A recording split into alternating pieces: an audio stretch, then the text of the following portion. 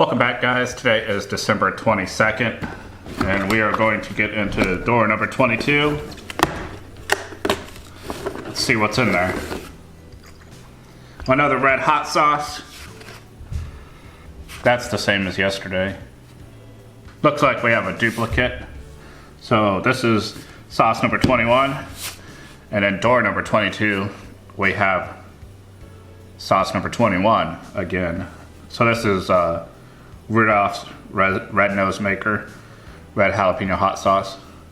It's pretty good, but I'm not going to try it again. I'll just leave this sealed and save it for later.